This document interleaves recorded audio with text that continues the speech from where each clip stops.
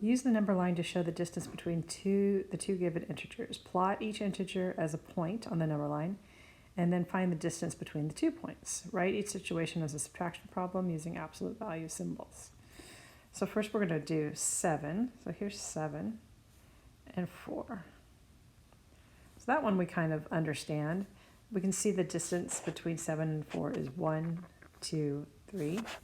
And we write it as the absolute value of 7 minus the absolute value of 4 is 3. You could just change to 7 minus 4 is 3.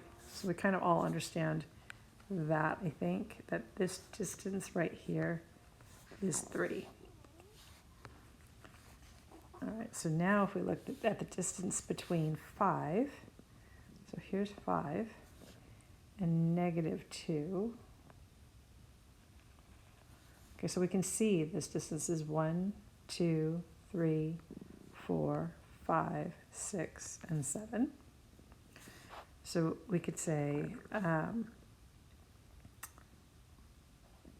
5 minus negative 2.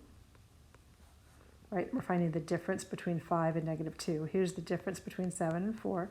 This is the difference between 5 and negative 2. Remember before when we did this, if we had 5, 1, 2, 3, 4, 5, and we take away negative 2, so we don't have any negative 2's to take away, right?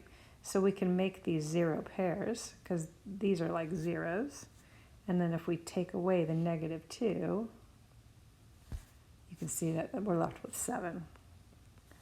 We could also say the absolute value of 5 plus the absolute value of negative 2 equals 7, because here's this absolute value of 5 right here, and here's this absolute, oops, sorry, it goes to here, sorry.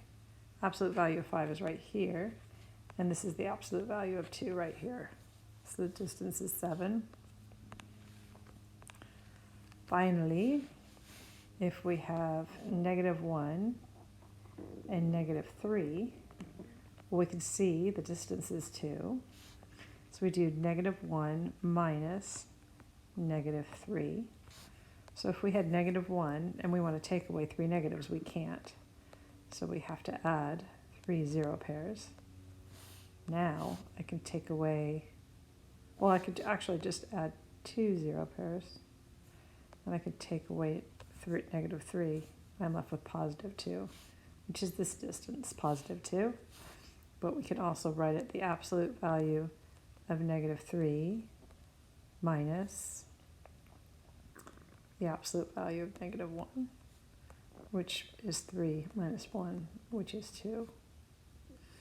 So you can see that it depends on what side of 0. So if you cross all over, if you have 1 negative, 1 positive, then you're going to add the absolute values. And if you stay just on the positive side, you're going to subtract. And if you stay just on the negative side, you're going to subtract the absolute values.